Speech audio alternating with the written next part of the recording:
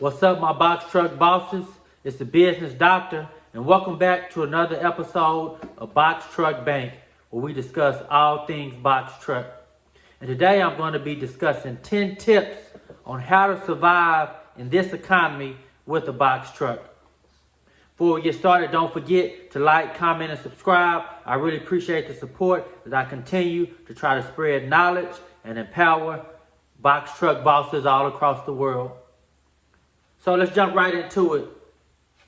Probably I would say the most important tip and what could probably benefit you the most is looking at consolidation, combining, coming together with another box truck company. Everyone isn't always the best business partner to go in business with, but it is something that you can consider. Why is this? When you operate under one authority with multiple trucks, it opens up opportunities. You can then negotiate for better contracts, better rates on gas cards, on insurance, and a whole list of things that you can do when you have more trucks to leverage. But also what it can do is it can free up time for you. When I first started in the box truck game, I was doing everything. I was a dispatcher, I was HR, I was maintenance. I had to do everything. Now, even though I had to do everything, I didn't have more time to do it. I just had to fit it in, and I always have my phone next to me. But this is actually how I expanded my fleet once, was by combining with other companies. They agreed to all run up under my authority. So I kind of had the leverage in this situation. But when they joined, that freed up my time. It cut my workload in half. I didn't have to book loads. Someone from one of the other companies booked the load. I had another person who handled the drivers, and then I handled the finances of it. I had someone else who booked the hotels for my drivers. But it literally cut my time in half. So what can you do with that extra time? That can give you more time to plan your next move, or that can give you time to pick up a side hustle. Now for me, I was just the owner, not an operator. So I did loads here and there, but I never drove on a regular. So if you have that other free time, it can help you, give you time to strategize for your next business venture, or give you time to pick up a side hustle to help offset some of these increased costs in gas and everything else that's going on with the economy. So I think that would probably be the number one benefit. But it has to be the right people. You have to be on the same page. Otherwise, it can cause a lot of issues down the road. Number two, don't take cheap freight. Let me say it again for the people in the back. Don't take cheap freight. I know when you're booking the loads, one, you should know your cost per mile. So that you know that I at least have to bring in this amount in order for me to profit, or at least break even. If you take cheap freight, you get the load and you're able to keep your truck moving. But think about what it does to the industry as a whole. Now brokers know that there are companies out there that will take cheap freight, and it not only affects you, it affects all the box truck bosses around you, but it also is bad for the industry. It continues to bring it down. And I know it's hard to conceptualize, but all money isn't good money. Sometimes it's best if you just have that box truck just sit and wait for a better load, because long term, we're doing more damage than you getting that $1.20 load, $1.30 load, when in all actuality, you probably, can't say everyone, but a lot of companies would lose money at that amount. So all money isn't good money. You're putting extra miles on your truck. Your truck shouldn't move if you're going to lose money. Thirdly, you have to be strategic in load booking. Don't start booking your loads once your driver's about to drop it off. Once you book one load, you should already be booking the next one for pickup. When you're booking these loads, you can't do any more LTL loads. Why? Gas is very high and expensive, and you have to be strategic. So if you're going to pick up an LTL load, make sure there's another load to pick up en route Otherwise, you're really going to sacrifice that extra space in your box. So no more LTL loads. I really don't, it's very rare that I do those anyway, but especially in this economy, make sure you're booking full loads or combining LTL loads. And sometimes you may have to do 2 or 3. So if you're not the most detailed, you may need some help to really strategize, okay, how do I get to this load, and plan them out. Find a good dispatcher is good for this, but I've always dispatched all my own trucks. I'm not the best with directions, but I do a good job of planning out, okay, if I have them picking something up in Dallas and they're going to LA, okay, what states am I going through? And most of the load boards have apps where you can actually plan it out and they'll show you what's on the way. So make sure you're not just accepting one load if it's 2 or 5 feet.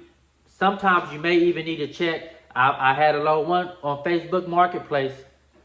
You can find extra loads that can be on your way to pick up to give you those couple extra $100 you need to make sure that you're staying on top. Thirdly, with your gas cards, you're spending a lot more in gas. We're all spending a lot more in gas. Call your gas company or your gas card and try to negotiate better rates. Say, I'm spending more with you, so what can you do to help offset that? Combine the gas cards, and when I say combine it, this will be even working with other companies. You can maybe even work it out to where you don't have to necessarily combine your authorities, but you can combine your gas cards and you operate under one account. It can be a little tricky if you all are on the same page, but combining gas cards, but you don't have to necessarily combine companies. So if you can find 5 to 10 box trucks, 2 or 3 companies maybe, you all can go to a gas company and almost I won't say name, but you can negotiate a better rate than you by yourself. But let's say you're like, I don't like working with anybody. I like being by myself. That's fine too. If you're gonna stay solo, this brings us to tip number 4, renegotiate the gas cards. Step 4 is combine them with other companies, but not combine your authorities. 5 is renegotiate. And your gas card company or representative may say, no, we're just not able to do it at this time. Call another gas card. This is a great time to shop around your gas card. Because if it's going to take 4 or 5 cents for another company to get you, or a few cents, some company out there is going to do it to win your business. And that's a way for you to increase that bottom line. So tip number 6, when you're negotiating loads, try to negotiate that fuel surcharge. Some brokers try not to include it in, say it's included in the price. Don't listen to them. Go ahead and try to negotiate a surcharge. One way to do this is look at where you're delivering the load. Look at the average price of gas. So if you're going to California and you're coming from Florida, say, well, when I get to California, I'm going to have to fill up. So I'm going to need, a fuel surcharge because gas is not as cheap. Gas is not as cheap as it is in Florida. And actually, I just found out today that in Florida, the governor had removed the sales tax from fuel. So I think it cut it by like 20 or 30 cents or so. So when you're negotiating that fuel charge, map out your load and say, okay, where do we need to fill up at? And make sure that your drivers are actually doing it. I've told my drivers to fill up here, stop at this gas station. They don't stop at the gas station that's in network. And I'm charged more if our gas card that wasn't a preferred gas station. And that's what you can use as leverage. So find the state that has the highest gas price on your route and negotiate that when you're taking the load. And remind the broker of that. And as you start to talk more about it, you'll be able to word it in a way that, makes you say, this is what I need in order to deliver the load but not lose it.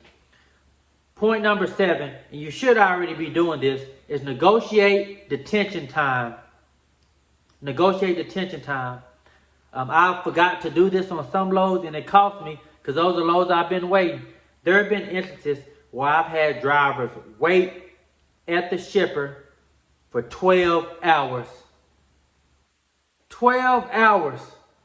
I had to Uber my driver food to the location. The driver's getting restless because he's been sitting there. My box trucks don't have sleepers. So it was a very difficult situation. So make sure you get that detention time. This won't necessarily make a big difference, but at least you'll be somewhat compensated for it. Now, I'm going to give you this one for free. This isn't a tip, but I'm going to throw it in there anyway. What you can do on that detention time is when you get your, when the broker or the shipper sends over the paperwork, go ahead and write in, we'll receive detention time for more than an hour or two wait, and then send it back to them. A lot of times these brokers don't read the paperwork. They'll sign it and send it back to you. Now, will you actually likely go to court and sue them? Probably not, but at least you have something in writing. So if it did come to that, you would have an agreement saying you will pay us for this time. So it's good if you know an attorney or can get in touch with one. Have them draft a document that you can send out to these brokers, which will enforce it. Now, does that mean they'll always pay? Maybe not, but if you have an official letter coming from an attorney, it can push them to do it. But normally the detention time isn't worth it unless you waited a really long time. Because when you wait, remember, it backs up all the loads that you're going to pick up, especially since box trucks, we have sometimes do the LTL loads. Time is money, so everything needs to be on time. When it's on time, I actually have skipped up, but this will be point number 8. No LTL loads. You can't take those by themselves. Time is money, and if you just take that load, you're really mixing that on maximizing what you can make off your box truck. Number 9, when you're negotiating your loads, remember, time is money. So inform the broker that, okay, I'm going to Kansas City, Missouri. When I get to Kansas City, let the broker know, I need something to pick up when I get there. Can you help me find something? If you can help me find something, then I can go ahead and take the load. Brokers have connections, especially the bigger ones. So try to develop that relationship with them, especially if you know that they really need this load delivered. And you're close, let them know I need something coming. This will save you time. You can get on to handling other things, but also managing the business and seeing other ways that you can make more money. And last but not least, review your insurance policy. Remember I said earlier go back and negotiate. But number 10 is review your insurance policy. There are some coverages that you may not need or they may not be required. So see what's required and see extra insurances that you have. Now, if you're a regional box truck, or you stay in the state, you might need to shop around your insurance. I said I was only going to give you one for free, but I'm going to go ahead and throw this in the mix as well. There are some insurance companies that can quote you just based on the state. There are some bigger insurance companies that will give you nationwide coverage. I've dealt with had a few different insurance companies, and one insurance company says, we're just a blanket coverage. We're going to cover you for wherever you go. There are other insurance companies that will just cover me based on staying in the state that I'm located in. Or if you're even local, make sure that you have the right mile range that you're driving within, because that can even lower it. So even if you're currently have it set to just stay in my state, or just stay regional, or just stay within my city, shop that around and make sure that you're not getting more coverage than what's needed. Like on one insurance policy, they covered all my electronics, or laptops, or printers. And depending on if you're in an office space, if you're at home, you may not need that coverage. So make sure you review it. And what I've actually did is I've taken my insurance policy and I've sent it to other insurance policies and said, can you compare these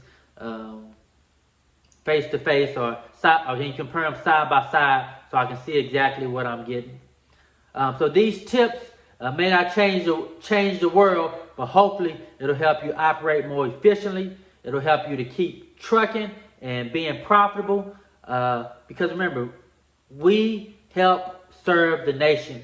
Trucking keeps the nation and the world going.